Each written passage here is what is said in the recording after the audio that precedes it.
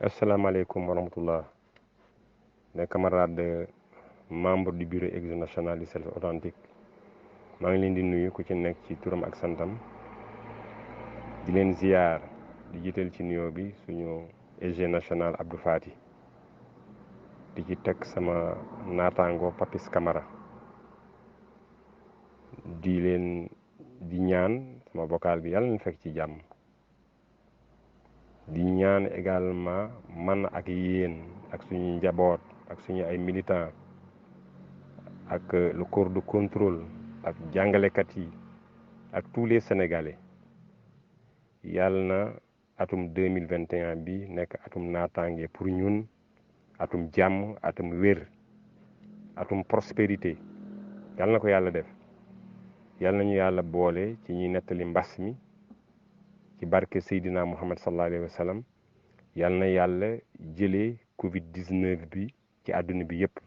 mën na ko yomb na ko sañ na ko yàlla nañ ko yàlla defal. dama leen a représenté woon ci benn atelier à Saly les 21 22 et 23 décembre 2020 bi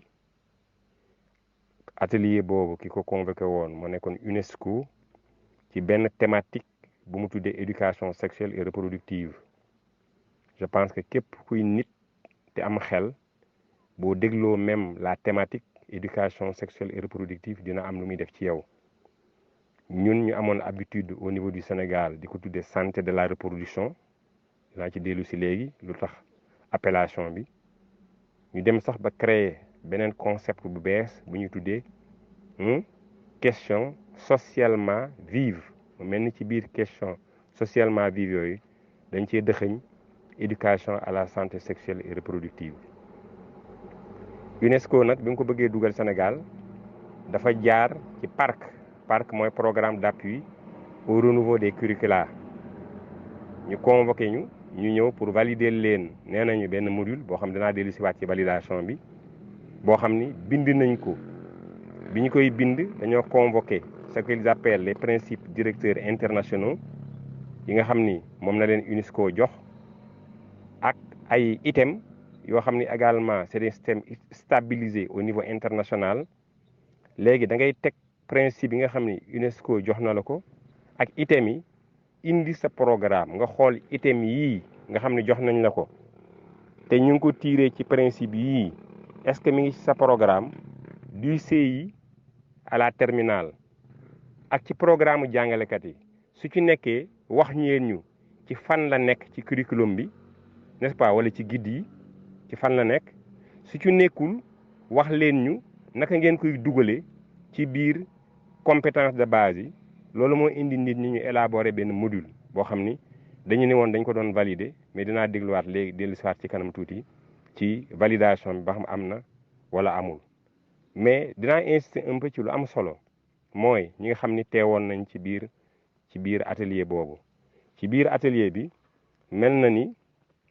ñi ñuy tuddee les professeurs d'économie familiale ñu nga fa woon les responsables du genre au niveau national ñu nga fa woon coordonnateur du parc bi ma wax léegi ak son équipe ñu nga fa woon ñenn ñi ci bind curricula yi ñu nga fa woon donc curriculum bu élémentaire ñenn ci ay professeurs SVT ñu nga fa woon ak également ay médecins ñu nga fa woon il y avait également le G7 naturellement qui était présent n'est-ce pas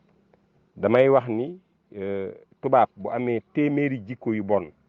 indil la ko li muy bëgg mooy boo jëlee téeméeri jikko yëpp il applaudit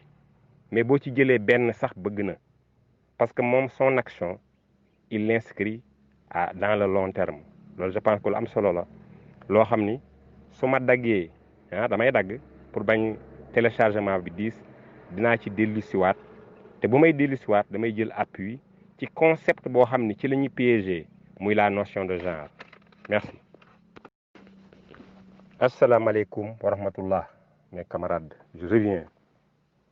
c'est-à-dire jëlaat appui sur la notion de genre comme ni ma ko waxee léegi notion de genre damaa wax ni ci la ñuy piéger ñun ay jàngalekat lañu bu ñuy def grammaire je donne un exemple dañuy wax ni l'adjectif qualificatif s'accorde en genre et en nombre avec le nom auquel il se rapporte. ñu xool le nom ba xam le nom est féminin wala ba xam le nom est singulier ñu daal ci yokk leneen daal ci yokk le masculin l'emporte sur le féminin loolu également jàng nañ ko en grammaire mu mel ni donc ñun pour ñun notion de genre dañ ko gis comme lu masculin wala lu féminin tubaab yi dikk daal di ñëw ni ñu la notion de genre du loolu léegi ñoom loolu ñu ngi koy tuddee notion de sexe ñu ni genre ay construction sociale la construction sociale mooy man si laa maag sama soxna ci biir kër gi dañoo war bu soxna si toggee ma togg su soxna si paasee ma paase su soxna si fóotee ma fóot su soxna si balee ma bale su soxna si raxasee ma raxas donc organisation bi société bi defoon ci diggante góor ak jigéen ci diggante xale bu góor ak xale bu jigéen ñu ni nañ ko déconstruire ni ñu koy déconstruire mooy nañu jël la notion de genre considérer que comme une construction sociale ba pare ci biir école yi ñu fexe ba xale yi ñu dugal loolu ci seen bopp yi moo tax ma ni dañoo piégé dès le début ñun léegi li ñuy tuddee la notion de genre ñoom ñu tuddee ko notion sexe ñu ni le sexe est biologique loolu mooy lan mooy soo selee ab liir tey pour xam ba xam góor la am na fooy xool li lay wan ni la góor la loolu mooy sexe boo jëlee ab bébé laxas ko xool ko daal di wëlbati ko ni kii jigéen la fi ngay sukkandiku ba wax ni kii jigéen la loolu mooy sexe ñu yokk leneen ci sexe règle jigéen a koy gis c'est sexe sperme góor a koy génne muy mëniw ñu ni c'est sexe nous sommes d'accord donc ñu ni la notion de sexe léegi est biologique wante ci biir seen ñoom genre bi nga xam ne ñun bi ñu dimbalee ba ñu déconstruire ko ba pare ba nga xam ne xàmmeetuñ ci société bi lan la góor wala def ak lan la jigéen war a def mu mel ni sax dañuy ñaax ci boo nekkee góor boo nekkee góor nekk ak jigéen ci biir kër amul solo ndax yow ak ku jigéen ki li ngeen mën a def ñaari góor mën nañ koo def am na lu ñuy préparé su fekkente ne yow da ngaa nekk jigéen nekk ak góor ci biir kër gi ñu ni la góor gi tu n'es pas obligé d'être avec lui dans une maison parce que li ko góor ki man yéen ñaar ñu jigéen war ngeen koo man am na lu ñuy préparé moo tax ñoom ci seen biir concept genre soo ko jëlee bi ñu déconstruire ñun suñu ay valeurs sociales ba pare dañ cee dëxëñ les notions de lesbienne ci biir genre xam ngeen ko yéen a ma ko gën a xam lesbianisme dugal ci ay gay ci biir genre dugal ci ay bisexuel mooy ñoo xam ni dañoo nguunu ngaana dañoo am ñaari sexe dugal ci ay transsexuel loo xam ne aussi du suñu aada maanaam ku góor ku bëgg a changer sexe doon jigéen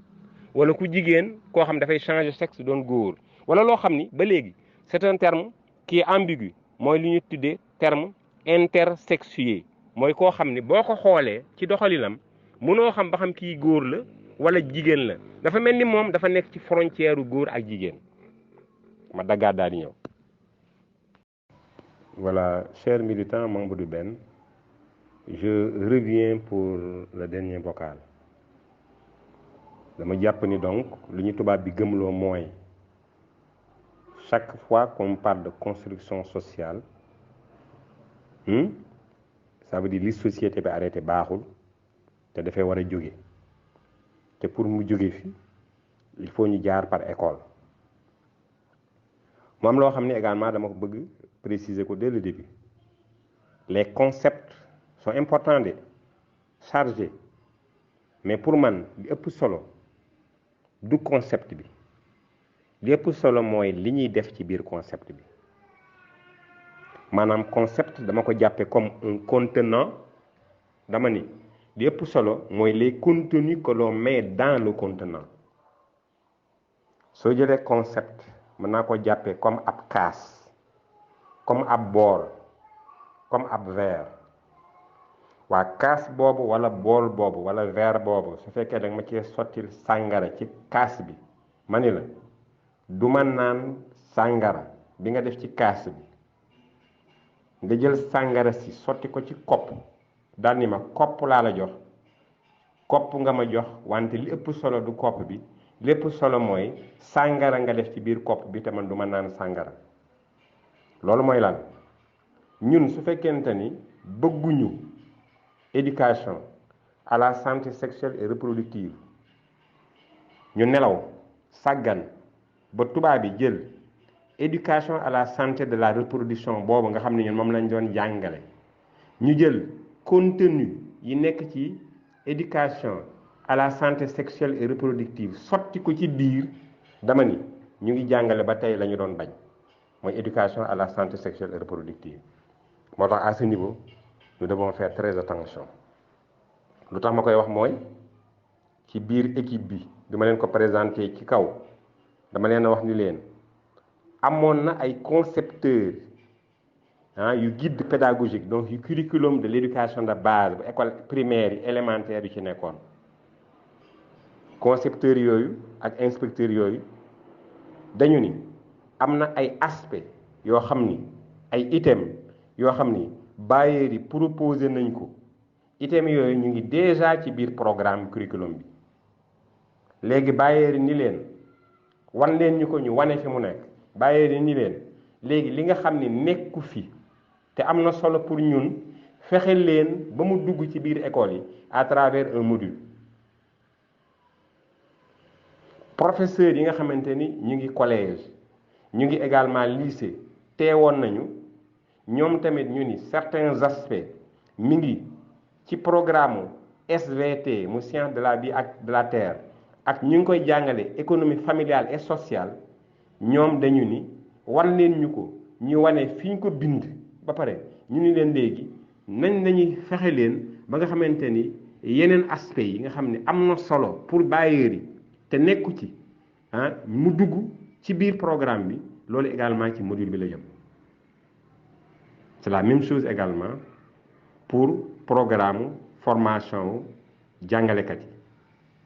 am na sax leneen lu feeñ am na ay professeurs de français de lettres yu taxaw ni le français peut être une discipline d'accueil ndaxte am na Mariama Ba wala am na tel auteur qui a écrit et qui dans ses récits fait allusion à certains contenus qui ont été développés ici am na sax ñu dem ba ni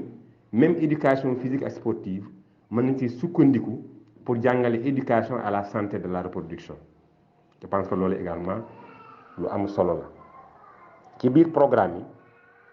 dañoo bëgg suñu xale yi respecter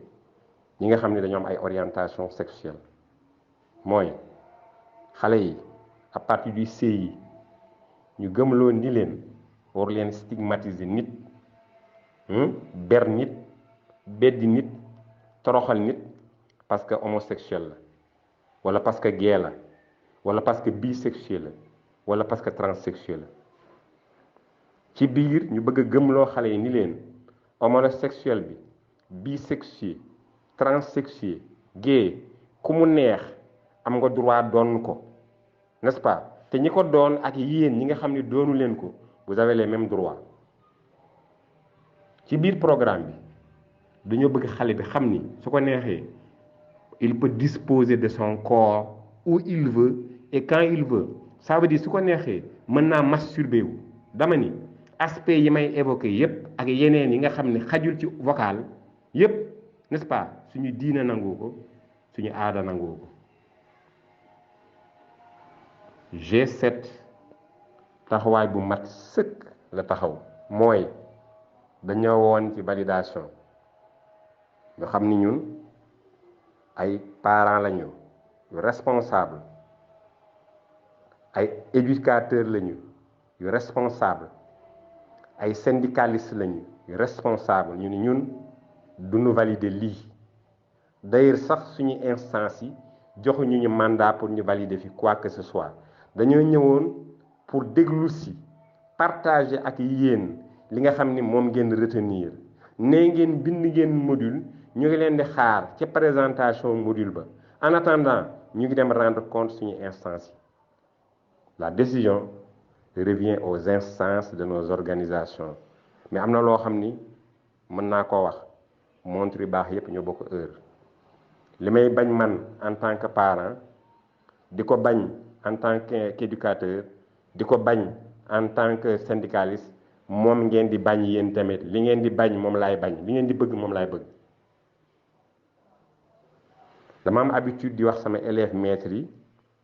toute éducation est socialisation toute éducation est enculturation ça veut dire vise à enraciner l'enfant dans sa culture toute éducation est transmission de valeur bu ñu nangu ay tubaab jóge ci àll ba ñëw di yàq suñu ay valeurs ancestrales di nasaxal suñu diine parce que diine nag li ko gën a mën a gaaw a yàq mooy ay sexe bu ñu demloo ba gëmloo nit ñu nit mën naa am rapport sexuel pour le plaisir comme mën naa am rapport sexuel pour jur n'est-ce pas ça c'est un problème ça veut dire ku mu neex mën ngaa seeti sa moroom boo dee góor wala nga seeti sa moroom pour muy jigéen wala nga seeti sa moroom boo xam ni tu es un hétérosexuel ngeen def lu leen neex au nom du plaisir ku bëgg a jur nag demal nga wuti koo xam ni c'est le sexe opposé dem nañu sax ba ci biir ñu définir la notion de famille léegi ñoom gisatuñ ko comme ñaari parents góor ak jigéen bu am doom déedéet dañ ko gis comme ñaari jigéen yuy sëy yu mën a adopté comme ñaari góor yuy sëy yu mën a adopté ñaari góor yuy sëy am seen ku ñu adopté dañ ko considéré comme notion de famille dem nañu ba évoquer le cas ñun du premier ministre luxembourgeois qui s'est marié avec un homme ba pare di wooyee góor googu son épouse xam nga loolu musiba la mais taxawaayu G7 moo nekk taxawaay bu rafet boo xam ni vraiment dañ koy saluer personnellement moi je félicite tous ceux qui étaient présents au nom des organisations syndicales de l'enseignement et qui ont dit non parce que nous ne sommes pas là pour valider non nous ne sommes pas d'accord pour que ñu pervertir suñu xale yi gars yi foofu laa yem n'est-ce pas bon seen réaction xam naa ko déjà wax naa ni montre yu baax yëpp ñu am heure mais c'était juste pour partager avec vous n'est-ce pas li nga xamante ni moom lañ jëlee sali mu dugg ci seen nopp yi ngeen comprendre ko bu baax a baax je pense que mon message sera bien décodé n'est-ce pas pour que taxawaay bi ñu war a am ñun organisation syndicale ñu am ko surtout nag auprès des leaders d'opinion allez portez-vous merveilleusement bien je vous porte tous dans mon cœur et merci